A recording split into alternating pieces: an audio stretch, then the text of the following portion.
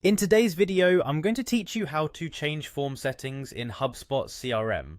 Whether you're looking to customize your forms for better user engagement or simply need to update certain configurations, these steps will guide you through the process with ease. To get started first, open up your web browser and navigate to the HubSpot homepage. Once you're there, look for the login option, typically found at the top right corner of the page.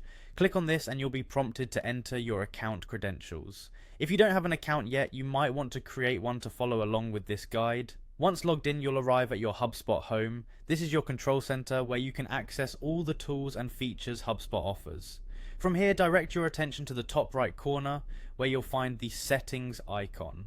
Click on it to open up your settings page. It's within this area that you can begin to modify various aspects of your HubSpot account, including your forms. Now, in the settings menu on the left hand side, look for the marketing section.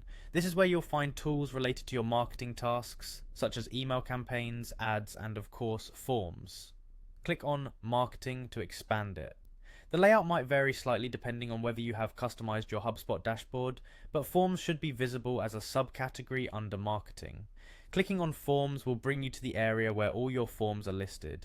Here you can view existing forms, create new ones, and modify their settings. If you have multiple forms, they'll be listed here with options to sort or search for specific forms if needed. Select the form you wish to modify.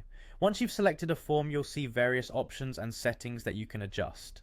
These settings might include aspects like form fields, submission notifications, or integrations with other tools. Take your time to explore these options. Each setting is essential in customizing how your form interacts with potential leads. It's important to remember that any changes you make here can affect the way your potential clients interact with your business. Always save your changes by clicking the Save button, usually found at the top or bottom of the settings page. By doing this, you ensure that your updates take effect immediately. And there you have it. By following these steps, you've successfully navigated the process of changing form settings in HubSpot CRM.